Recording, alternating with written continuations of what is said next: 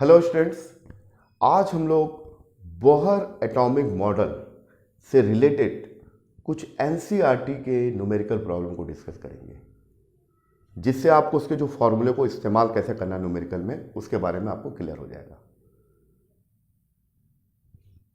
Already मैंने YouTube में Bohr atomic model से रिलेटेड 4 वीडियो अपलोड कर दिया है। आप चाहे तो उसको देख सकते हैं, उसको देखिए, उसके बाद न्यूमेरिकल तो आपसे ऐसे ही बन जाएगा। फिर भी आपके हेल्प के लिए कुछ मैं न्यूमेरिकल डिस्कस कर रहा हूं। पहला न्यूमेरिकल चलिए देखते हैं। 12.3 what is the shortest wavelength present in the partial series of the spectral series. यानी किसी भी पार्शियल जो हाइड्रोजन के स्पेक्ट्रम, लाइमन, बामर, पार्शियल ब्रैकेट फुन, जैसे कि मैंने सबसे पहले आपको बताया था कि ये जो सीरीज होता है किस रेंज में आता है इलेक्ट्रोमैग्नेटिक स्पेक्ट्रम के, वो आपको नॉलेज होना चाहिए। ऑलरेडी मैंने प्रीवियस वीडियो में डिस्कस किया है। फिर भी तो ये पार्शियल कहाँ आएगा, देखिए ये आपका, इसको अगर थोड़ा सा शॉर्ट में बता दूं, ये अल्ट्रावायलेट, ये विजिबल दिखाई देने वाला, इसमें वायलेट से रेड तक रहता है, और ये आपका आईआर। अल्ट्रावायलेट में लाइमन होता है, विजुअल में होता है बामर, और यहां पर जो आएगा पार्शियल ब्रैकेट एंड फुल पिफंड। और इसका जो वेवलेंथ होता है विजुअल स्पेक्ट्रम का 4000 से स्टार्ट होता है, और ये वेरी करता है रेड कलर तक आके 7000 एंगस्ट्रॉम हो जाता है। यानी इसका मतलब यहां पर जो भी स्पेक्ट्रल लाइन होगा is more than to the 7000 angstrom. तो पार्शियल सीरीज का मैं आपको निकाल के दिखाऊंगा कि इसका 7000 से ज़्यादा आएगा, 8000, मोर देन 8000 आएगा। तो ये तो एक चीज़ आपको क्लियर होनी चाहिए, यानी ऐसा क्लियर होना चाहिए किस रेंज में आ रहा है। अच्छा, शॉर्टेस्ट वेवलेंथ निकालना है तो हमारा जो फॉर्मूला है वेव नंबर का 1/λ, reciprocal of the wave number is nu bar is RH। ये आपका रेडबर्ग कांस्टेंट है ये for hydrogen atom, 1/n1 square minus 1/n2 square. तो अगर लाइमन चलते हैं, बामर चलते हैं और पार्शियल ऐसा है, तो ये जो n1 होगा ये लाइमन के लिए होगा 1 और बामर के लिए n1 वैल्यू 2, और हमको चाहिए ये पार्शियल n1 होगा 3, ठीक है। और ये इसका n2 जो होगा पार्शियल का वो होगा 3 के बाद 4, 4, 5, 6 ऐसा करके इन्फिनिटी। यानी कोई भी electron, when the electron is jump from the 4, 5 up to infinity to third orbit, तो तब हमको ये पार्शियल सीरीज मिलेगा। लेकिन सब पूछा स्टूडेंट्स कि शॉर्टेस्ट वेवलेंथ जो सबसे लॉन्गेस्ट मिलेगा इस नंबर से मिलेगा, फर्स्ट लाइन। अगर 4 से 3 में आएगा तो लॉन्गेस्ट वेवलेंथ किसी भी सीरीज में, चाहे वो लाइमन हो, बामर हो, पार्शियल हो, कुछ भी हो, उसका जो फर्स्ट डिजिट है n1, जैसे इसका चाहिए, बामर का चाहिए, तो इसका n2 हो जाएगा 3 से स्टार्ट होगा। तो ये जो पहला जो सेट है, अगर थर्ड से सेकंड में आएगा तो बामर सीरीज का लॉन्गेस्ट वेवलेंथ मिलेगा। ऐसी लाइमन सीरीज का चाहिए n2, ये होगा 2 से अगर फर्स्ट में आता है तो लॉन्गेस्ट वेवलेंथ मिलेगा इस सीरीज का। तो सिमिलरली जो पार्शियल सीरीज है 4, अगर कोई भी electron 4th higher energy level से लोअर एनर्जी लेवल यानी थर्ड एनर्जी लेवल में आता है, तब बनेगा लॉन्गेस्ट वेवलेंथ। लेकिन हमको पूछा है शॉर्टेस्ट वेवलेंथ, तो जैसे जैसे ये सेपरेशन बढ़ता जाएगा वेवलेंथ डिक्रीज होगा। सबसे मिनिमम वेवलेंथ जो होगा वो इधर से आएगा स्टूडेंट, जब electron, when the electron jump from infinity to third orbit, यानी इंफिनिटी से बहुत दूर के ऑर्बिट से थर्ड ऑर्बिट में आता है, तो पार्शियल सीरीज का शॉर्टेस्ट वेवलेंथ बनेगा। बस खत्म। तो यहां पर n2 की जगह पुट करेंगे अपन इंफिनिटी। तो ये जो फॉर्मूले में रखोगे तो 1/λ इक्वल्स टू RH, इसकी वैल्यू तो फिक्स होती है 1/n1, n1 यहाँ 3 है, 3 स्क्वायर हो जाएगा, माइनस 1/n2 की जगह आप रखोगे। शॉर्टेस्ट वेवलेंथ के लिए हमेशा रखोगे क्या, n2 इन्फिनिटी होता है किसी भी सीरीज में। शॉर्टेस्ट वेवलेंथ है, शॉर्टेस्ट वेवलेंथ का मतलब एनर्जी मैक्सिमम है, E इक्वल टू h नहीं होता है, और E इक्वल टू वेवलेंथ के टर्म में hc/λ। ये अगर मिनिमम है तो ये मैक्सिमम होगा, ये तो आपको मालूम होगा।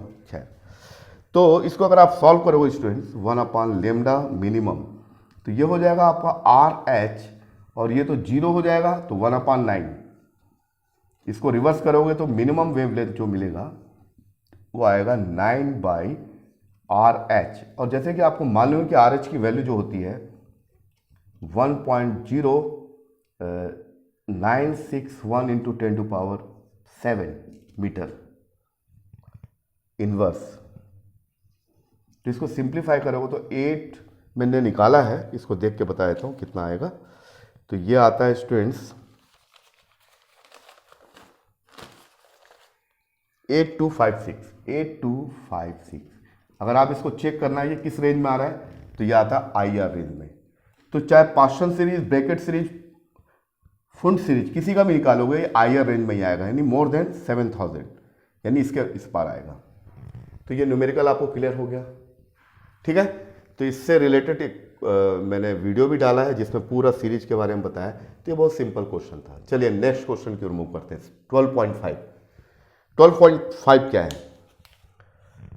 तो चलिए 12.5 देखते हैं। ये क्वेश्चन था, ground state energy of the hydrogen atom is -13.6 electron volt. What are the kinetic energy and potential energy? ये बहुत सिंपल क्वेश्चन है, इस क्वेश्चन को डिस्कस करते हैं। तो आपको मालूम है कि हाइड्रोजन एटम की जो एनर्जी आइगन वैल्यूज -13.6 और ये n² और ये इलेक्ट्रॉन। ये नेगेटिव साइन ये बताता है कि इलेक्ट्रॉन न्यूक्लियस का टाइटली बॉन्ड होता है। Electron is the bond to the nucleus. ये नेगेटिव साइन अट्रैक्टिव फोर्स है। खैर ये तो हम बता चुके हैं। चलिए न्यूमेरिकल की ओर देते हैं। What are the kinetic energy? और यही चीज आपको ग्रेविटेशन में भी काम आएगा। कोई भी सैटेलाइट अपने प्लेनेट से या कोई भी प्लेनेट अपने स्टार से जो बाइंडिंग एनर्जी के थ्रू बाइंड होता है, जिसके थ्रू रिवॉल्व कर रहा है, तो उसमें काइनेटिक एनर्जी, पोटेंशियल एनर्जी और टोटल एनर्जी में जो रिलेशन होता है सेम उसी टाइप का इसमें भी है, क्योंकि वहाँ भी अट्रैक्टिव ग्रेविटेशनल फोर्स लगता है। तो यहाँ पर जो होगा जो काइनेटिक एनर्जी, इसके लिए भी मैंने वीडियो बनाया प्रीवियस। काइनेटिक एनर्जी और एनर्जी में कोई डिफरेंस नहीं है, बस साइन का डिफरेंस है। यहाँ एनर्जी नेगेटिव में आएगा और काइनेटिक एनर्जी पॉजिटिव में आएगा। और जो पोटेंशियल एनर्जी है, potential energy U is 2 times of the energy. बस खत्म। तो यहाँ पर क्या दिया है, हियर इज, अब यहाँ रखो, यहाँ पर इसमें ग्राउंड स्टेट बोला है तो ये होगा -13.6। ग्राउंड स्टेट का मतलब होता है n = 1 का स्क्वायर, तो ये हो जाएगा -13.6 इलेक्ट्रॉन वोल्ट। तो यहाँ रखो काइनेटिक एनर्जी कितनी होगी? काइनेटिक एनर्जी -E का मतलब हो गया -13.6 इलेक्ट्रॉन वोल्ट। तो ये इसकी काइनेटिक एनर्जी हो जाएगी, प्लस में आ जाएगी, +13.6। अगर आपको पोटेंशियल एनर्जी चाहिए, potential energy of the electron, तो potential energy U is the 2 times of the total energy of the revolving electron. तो ये होगा 2 × E का मतलब हो गया आपका वो -13.6। इसको मल्टीप्लाई कर लो तो 27.2 इलेक्ट्रॉन वोल्ट आएगा, और वो भी माइनस में आएगा। तो ये बहुत बढ़िया क्वेश्चन था जो कॉम्पिटिटिव लेवल में भी आ सकता है आप लोग को। तो ये बड़ा इजी है, बस आपको ये मालूम होना चाहिए कि ये रिलेशन होता है। और ग्रेविटेशन वाले टॉपिक में भी इसी टाइप का कुछ रिलेशन होता है, किसी binding energy of the satellite. Clear? तो ये हुआ आपका 2 न्यूमेरिकल। अभी और कुछ न्यूमेरिकल और डिस्कस करते हैं, तो आप इसको उतार सकते हैं आप।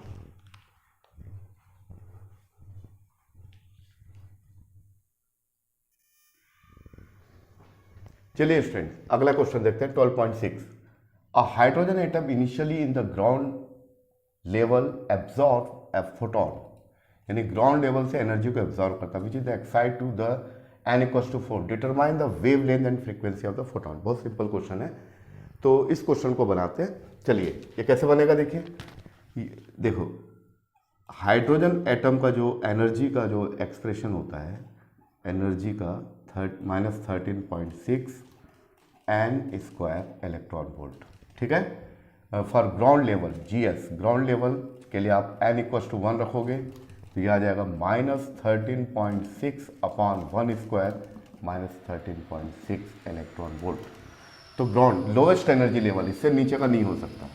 तो ये अब ये इस लेवल में आपका atom initial in the ground state, ठीक है। अब ये एनर्जी एब्जॉर्ब करता है, इस पर फोटोन डालते हैं, तो वो क्या है, which excite to the n equals to 4, यानी ये ग्राउंड लेवल में था n इक्वस टू 1 और ये एक्साइटेड हो जाता और ये चला जाता n इक्वस टू 4, यानी ये एक्साइटेड हुआ, ये सीधा यहाँ पहुँच गया। ठीक, तो n इक्वस टू 4, तो n इक्वस टू 4 में कितना हो जाएगा, e इक्वस टू 4 देखिए तो -13.6 और ये 4 का स्क्वायर, तो ये हो जाएगा -13.6 अपॉन 16, तो इसको अगर सिंप्लीफाई करोगे तो -0.85 या 84 समथिंग इलेक्ट्रॉन वोल्ट आता है। ठीक, यानी इसकी एनर्जी और ज़्यादा हो गई, लेस नेगेटिव हो गया ये मोर नेगेटिव है, इससे लेस नेगेटिव है, और ऊपर जाएंगे तो एनर्जी बढ़ते जाएगी। खैर, अब आपको याद होगा बोहर्स का जो पोस्टुलेट है कि किसी भी स्टेशनरी ऑर्बिट में इलेक्ट्रॉन एनर्जी को रेडिएट नहीं करता। तो रेडिएट कब करेगा, जब वो अपने लोअर एनर्जी लेवल से हायर एनर्जी लेवल में जाता है, तो जब वो इसको बोलते हैं एक्साइटेड स्टेट, तो atom said to be the excited. लेकिन according to the uncertainty principle यहाँ बहुत ही कम, यानी 10⁻⁸ सेकेंड के ऑर्डर में रहता है, फिर नीचे डी एक्साइट होता है। तो जितनी एनर्जी एब्जॉर्ब किया था उसको लाइट के फॉर्म में रेडिएट कर देता है। तो ये तो आपको नॉलेज होगा। तो what is the change in energy, excess energy, excess energy, दो एनर्जी लेवल के बीच का जो डिफरेंस, एक्सेस एनर्जी, यानी E4 ज़्यादा था उसमें से E1 को माइनस कर दूँ तो ये आ जाएगा इतना फोटोन h न्यू बाहर आ जाएगा। तो E4 कितना है स्टूडेंट, E4 जो है आपका -0.85 और ये माइनस है ऑलरेडी, और ग्राउंड लेवल में E1 यानी ground level n equal to 1, ये -13.6 इलेक्ट्रॉन वोल्ट है। तो ये कितना हो जाएगा 0.85 और ये हो गया +13.6, तो ये कुछ कितना हो जाएगा देखिए, सब्ट्रैक्ट करिए, ये हो जाएगा 0.85, तो ये 0, तो ये हो जाएगा 5 और ये आपका 12 पॉइंट समथिंग आ जाएगा इसमें, तो ये होगा 5 और ये 7, ये 12 पॉइंट, तो ये आ जाएगा आपका प्लस में आएगा +12.75 इलेक्ट्रॉन वोल्ट। ठीक है स्टूडेंट, तो ये है, आपको क्लियर हो गया। हमसे पूछा क्या है, डिटरमाइन, तो यानी जो जितनी एनर्जी एब्जॉर्ब किया तो उसको फोटोन के फॉर्म में रेडिएट कर रहा है, एच न्यू के फॉर्म में, H new the quantum of radiation. तो इसकी फ्रीक्वेंसी निकालना है और इसका वेवलेंथ भी निकालना है। तो निकालने के लिए बहुत सारे फॉर्मूले मैं आपको शॉर्ट में बताता हूँ कि जो सबसे बेस्ट फार्मूला है उसके थ्रू निकाल सकते हो। तो ये आपने नोट तो कर लिया होगा। तो अब चलिए इसको आगे बढ़ते हैं। तो 12.6 हो गया, चलिए इसको मैं ऊपर वाला मिटाता हूँ और इसको थोड़ा सा सिंप्लीफाई कुछ फार्मूला आपको बताता हूँ। तो अब इसका आंसर क्या होगा देखिए, अब तो आप निकाल लोगे। देखिए सबसे पहले क्या होगा, डेल्टा ई, ये आपका आ गया एच न्यू, और डेल्टा ई की वैल्यू कितनी आ गई 12.75 इलेक्ट्रॉन वोल्ट।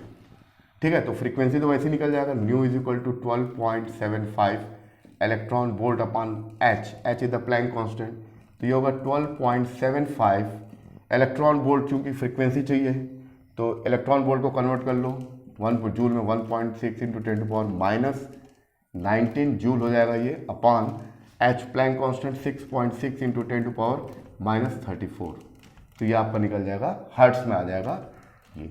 और ये कितनी वैल्यू आती है मैंने सॉल्व करके लिखा है, वो आपको मैं दिखा देता हूँ। तो ये आपको वैल्यू आती है, ये है आपका न्यू जो आ रहा है 3.078 इंटू 10⁻15 हर्ट्स, इस ऑर्डर का आता है। ठीक, तो ये इसकी फ्रीक्वेंसी निकल गई। अब हमको वेवलेंथ निकालना है, तो वेवलेंथ आप निकाल सकते हो किसी भी तरीके से। तो वेवलेंथ निकालना है तो एक तरीका ये है, देखिए एक तरीका ये है, we know that C is equal to nu lambda, तो lambda is equal to C upon nu, C is equal to 3 into 10⁸, और फ्रीक्वेंसी तो ऑलरेडी आ गया 3.07 इंटू 10⁻15, इसके थ्रू भी निकल जाएगा। लेकिन आप इसका यूज़ ना करके मैं आपको बता रहा हूँ कुछ, वो यूज़ करिए आप। ये आपने पढ़ा होगा फोटोन वाला जो टॉपिक है रेडिएशन वाला, E is equal to HC upon lambda. इसको अगर हम कन्वर्ट करें तो ये होगा 12,400 अपॉन लेमडा। लेमडा की जो भी वैल्यू आएगी उसको एंगस्ट्रॉम में लिखिए, और ये पूरी वैल्यू आएगी इलेक्ट्रॉन वोल्ट। ये फार्मूला ज़्यादा इस्तेमाल करना चाहिए। इससे भी निकाल सकते हो, लेकिन इससे करोगे तो आपको प्रैक्टिस हो जाएगा, क्योंकि फोटो इलेक्ट्रिक इफेक्ट में भी काम आता ही है। चलिए, तो हमको लेमडा चाहिए, और लेमडा किस में चाहिए? एंगस्ट्रॉम में चाहिए। तो लेमडा इन एंगस्ट्रॉम, तो ये हो जाएगा, ये नीचे जाएगा 12,400, और ये जो ई है इलेक्ट्रॉन वोल्ट में, तो यहाँ लिखो इलेक्ट्रॉन वोल्ट। तो इससे बहुत इजीली बना सकते हो आप 12,400 अपॉन, और इलेक्ट्रॉन वोल्ट, इसकी एनर्जी कितनी आई? ये 12.75 इलेक्ट्रॉन वोल्ट, ठीक है। और ये वैल्यू आ जाएगी एंगस्ट्रॉम में आएगी। तो इसको अगर आप ये करोगे स्टूडेंट, तो मैंने निकाला है, आप भी निकाल सकते हैं। तो ये जो वैल्यू आएगी आपकी 972, यानी ये आपका 972 पॉइंट समथिंग आएगा, इतना आएगा एंगस्ट्रॉम। और ये मेरे ख्याल से लाइमन सीरीज में आता है ये, क्योंकि 4000 से नीचे है। तो ये न्यूमेरिकल क्लियर हो गया। ओके, चलिए अगले न्यूमेरिकल की ओर मूव करते हैं।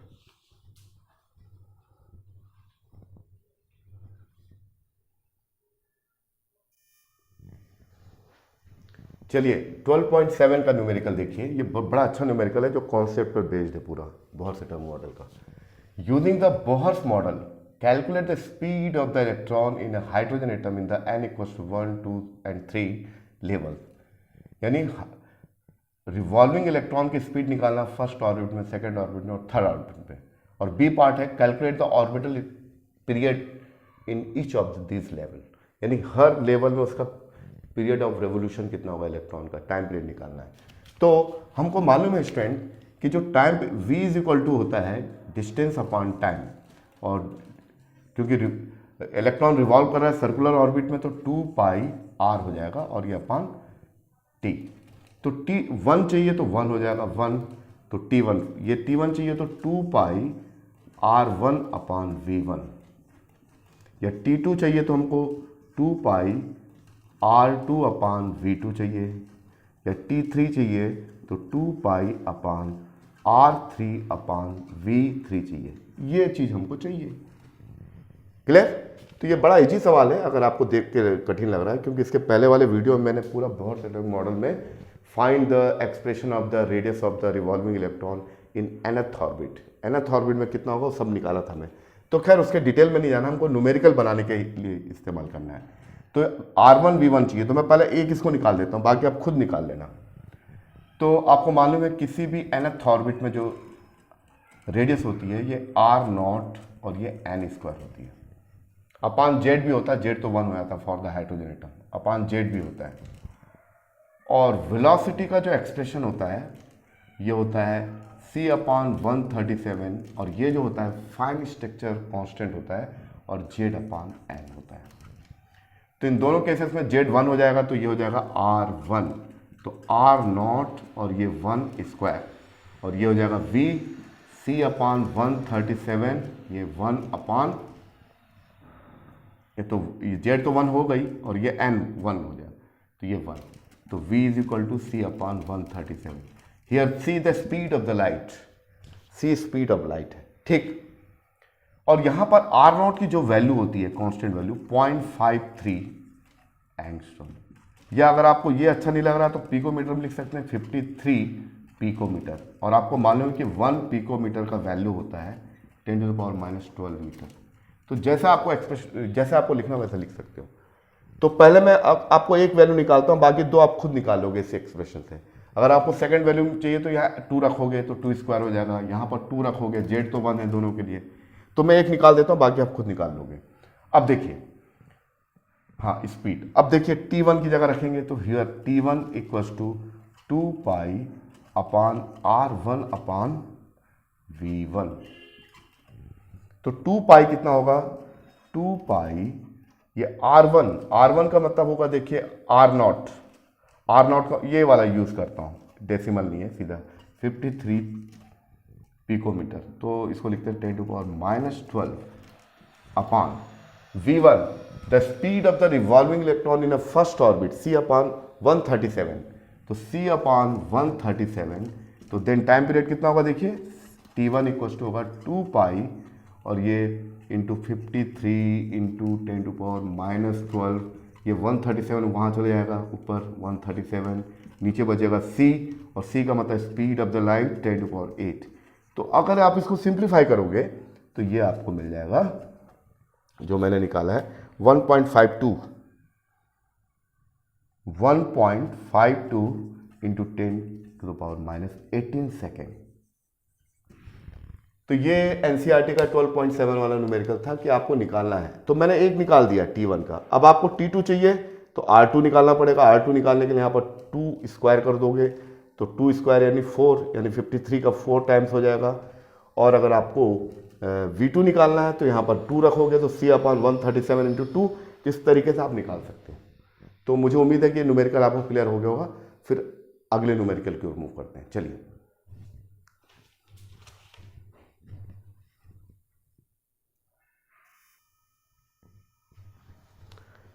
अब देखिए इस न्यूमेरिकल को 12.9, और 12.75 electron volt 12.75 electron volt electron beam is used to the bombard gaseous hydrogen at room temperature।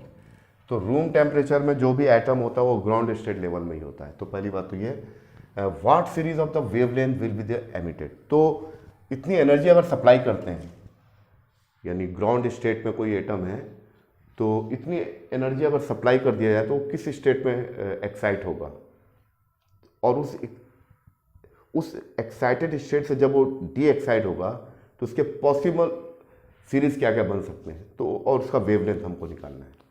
तो ये आपको बात समझ में आ गई। देखिए ये आपका ग्राउंड स्टेट एनर्जी लेवल है। जैसे कि आपको मालूम है ये n=1 रखने से आपका -13.6 आता है, और ये आपका n=2 रखोगे तो ये आपका आ जाएगा -3.4 इलेक्ट्रॉन वोल्ट, और ये n=3 रखोगे तो आएगा -1.1 इलेक्ट्रॉन वोल्ट, और ये आपका n=4 रखने से 0.85 माइनस ये। तो इस लेवल में था, ग्राउंड लेवल में, इस लेवल में था -13.6 इलेक्ट्रॉन वोल्ट। या अट्रैक्टिव फोर्स से बाइंड था न्यूक्लियस से, मैंने एनर्जी सप्लाई किया -13.c प्लस एक photon electron beam is use to bombard gas, तो इतनी एनर्जी सप्लाई किया, यानी प्लस करेंगे 12.75, तो जो भी वैल्यू आएगी इसको अगर आप करोगे तो ये इस लेवल की आएगी -0.85 इलेक्ट्रॉन वोल्ट। ठीक, अब बन गया क्वेश्चन। तो अब आपको बताना है, तो ये जो है ये यहाँ पर था ग्राउंड लेवल में n=1 और इसकी एनर्जी थी -13.6, ये सीधा यहाँ चला गया फोर्थ n=4 -0.85 इलेक्ट्रॉन वोल्ट। वैसे भी निकाल लोगे तो n=4 ही आएगा। देखिए तो ये आपको इतनी एनर्जी हुई, चेंज इन एनर्जी, ये इतना ग्राउंड स्टेट में था, इतना मैंने ऐड किया तो ये इतना आया एनर्जी। अच्छा सॉरी, ये प्लस आएगा, नहीं माइनस ही आएगा। ठीक, ओके। तो ये होगा En, हाइड्रोजन एटम में एनर्जी का एक्सप्रेशन होता है En = -13.6 अपॉन n²। तो ये जो वैल्यू आई, ये आई 0.85 इलेक्ट्रॉन वोल्ट, और ये भी इलेक्ट्रॉन वोल्ट था ही, -13.6 इलेक्ट्रॉन वोल्ट अपॉन n²। तो ये तो प्लस हो गया, ये n² को झलाओ तो ये हो गया +13.6 अपॉन 0.85। इसको अगर आप सिंप्लीफाई करोगे तो n², ये नियर अबाउट 16 आएगा, इसका स्क्वायर रूट लोगे तो आपका आएगा 4। यानी अगर आप किसी भी एटम को जो ग्राउंड लेवल पर है या रूम टेम्परेचर पर है, तो इसका मतलब उसका ग्राउंड स्टेट एनर्जी लेवल होता है -13 उसको एनर्जी सप्लाई कर रहे हैं 12.75, तो इस एनर्जी को सप्लाई करने से वो 1 2 3 4th स्टेट में एक्साइटेड हो गया वो, फिर यहाँ से डी एक्साइट होगा, तो इसके पॉसिबल स्पेक्ट्रल लाइन क्या बनेंगे उसके बारे में बात कर लेते हैं। तो ये तो क्लियर हो गया यहाँ तक। अब चलिए आगे, अब आगे इसका अगला, और जो स्पेक्ट्रल लाइन एमिट करेगा उसका वेवलेंथ हमको फाइंड आउट करना है। वेवलेंथ ही फाइंड आउट कर लेते हैं। देखिए कैसे करेंगे। ये आपका ग्राउंड स्टेट लेवल था, ग्राउंड स्टेट, और इसकी एनर्जी -13.6 इलेक्ट्रॉन वोल्ट थी। मैंने एनर्जी सप्लाई किया तो ये आ गया n=1 था, यहाँ पर n=4 में चला गया, और यहाँ पर एनर्जी -0.85। ठीक, तो ये उसके बाद ये आपका n इक्वल्स टू 2 में ये कुछ इस टाइप का आता है। n इक्वल्स टू 2 में ये आएगा -3.41, फिर n इक्वल्स टू 3 में ये नज़दीक रहते हैं, फर्स्ट और सेकंड काफ़ी दूर रहता है इनके बीच का जो वैल्यू है, तो ये आएगा 1.51। तो इसके पॉसिबल कितने बनेंगे देखिए, हमने सीरीज को पढ़ रखा है, क्या क्या हो सकता है।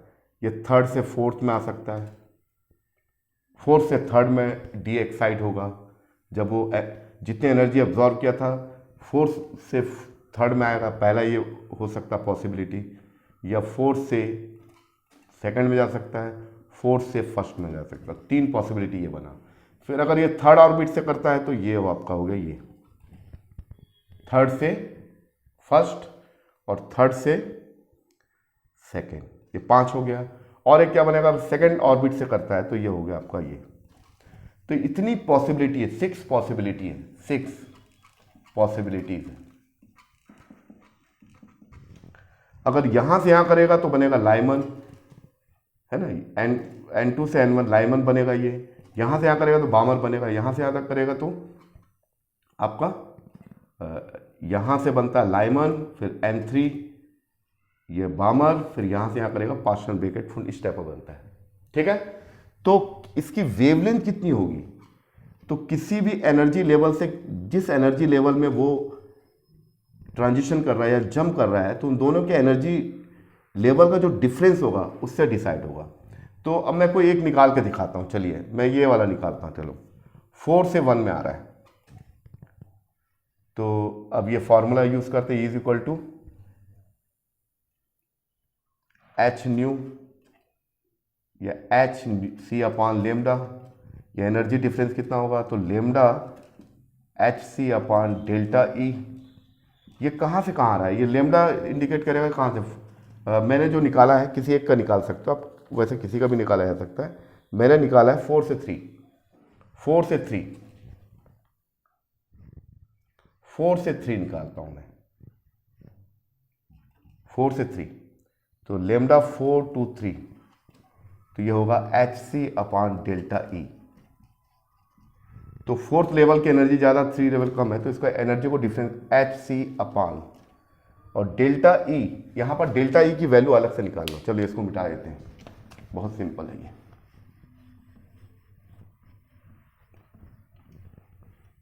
देखिए हाँ, 4 से 3 में करते हैं। चलिए 4 से 3 में करेंगे तो क्या होगा, E4 माइनस E3, ये एनर्जी डिफरेंस हुआ डेल्टा ई।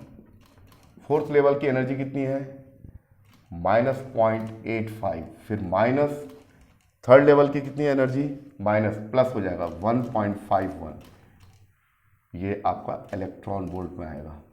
तो इसको अगर आप सिंप्लीफाई करोगे स्टूडेंट्स, तो ये आएगा आपका, चलिए मैं सबसे बेस्ट बताता हूँ, 4 से 1 बताता हूँ, चलिए वो ठीक रहेगा। 4 से 1 बता देते हैं, चलिए लाइमन सीरीज का बता देते हैं। तो ये लेमडा 4 to 1, तो ये हो जाएगा h c upon delta E, ठीक है। और ये 4 to 1 का मतलब एच सी, ये होगा E4 माइनस E1, और 4 से 1 में ट्रांजिशन कर रहा है, तो जो एनर्जी रेडिएट करेगा वेवलेंथ के फॉर्म में, उसकी वेवलेंथ कितनी होगी वो फाइंड आउट करना है।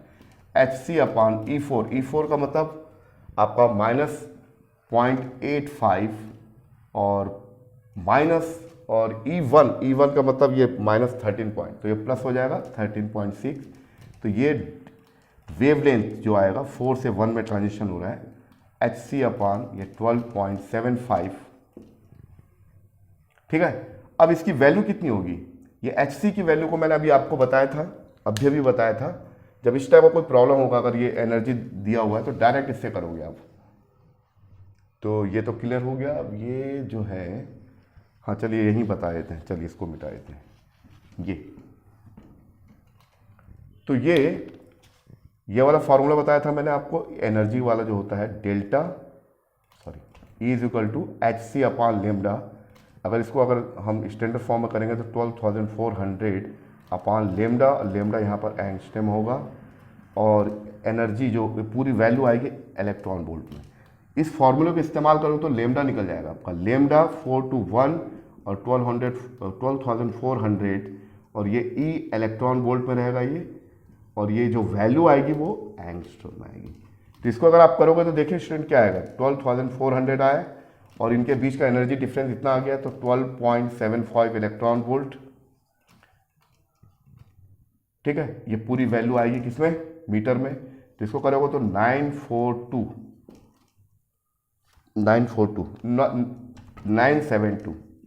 एंगस्ट्रॉम।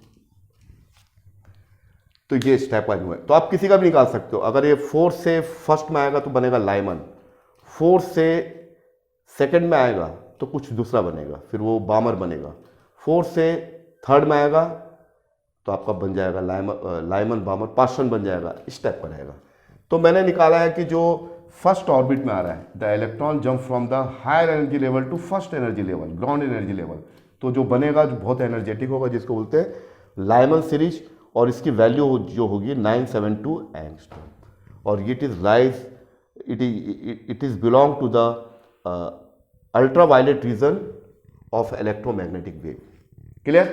तो इस टाइप आप कुछ भी निकाल सकते हैं, इसके बीच में भी निकालेंगे सेम वही आएगा। इसका तरीका क्या है, बस तरीका ये है कि आपको वेवलेंथ निकालना कि जैसे आपको 3 और 2 के बीच में निकालना है, तो ये HC की जगह 12,400 लिख दोगे आप, और यहाँ पर एनर्जी जो डिफरेंस होगा ये 3 से 2 में जा रहा है, 3 की एनर्जी ज़्यादा 2 की कम है, तो ऐसा इनकी एनर्जी लेवल का जो भी होगा उसको लिख लीजिए इलेक्ट्रॉन वोल्ट में, और उसको 12,400 से डिवाइड करिए तो जो भी आएगा एंगस्ट्रॉम में आएगा। तो इस टाइप से आप पूरा निकाल सकते हैं। तो ये क्वेश्चन समझ में आ गया, यानी ये इतनी एनर्जी मैं सप्लाई कर रहा हूँ ग्राउंड लेवल में, तो उतनी एनर्जी से वो किस लेवल में पहुंच जाता है। तो अगर फार्मूला के बेसिस पे निकाले तो ये 4th लेवल में पहुंच जाएगा, ये इतनी एनर्जी एब्जॉर्ब करेगा अगर एटम ग्राउंड लेवल में, तो 4th लेवल में पहुंच जाएगा। तो उसको हम थ्योरेटिकली भी निकाल सकते हैं और फार्मूला के बेस पे भी निकाल सकते हैं। तो 4th लेवल से इसकी पॉसिबिलिटी क्या है, ये 4 से 3 में भी आ सकता है, इसमें भी आ सकता है, इसमें भी आ सकता है। ठीक है, फिर और भी क्या हो सकता है, अगर मेटा स्टेबल लेवल है तो यहाँ रुक के फिर यहाँ भी आ सकता है। तो मैक्सिमम जो पॉसिबल जो स्पेक्ट्रल लाइन है, possible spectral line will be there are 6 बनेगा, 6 बन जाएगा, इसमें 6 बनेगा। अगर 4th, अगर थर्ड से अगर मान लीजिए फर्स्ट में कर रहा है तो 3 बनेगा, 3 बनेगा। तो इस टाइप का ये न्यूमेरिकल प्रॉब्लम था। तो उम्मीद है कि समझ में आ गया होगा। अब एक और न्यूमेरिकल प्रॉब्लम डिस्कस करते हैं जो एनसीईआरटी के लास्ट में दिया हुआ है, बहुत इंपॉर्टेंट है वो, तो इसको आप नोट कर सकते हैं।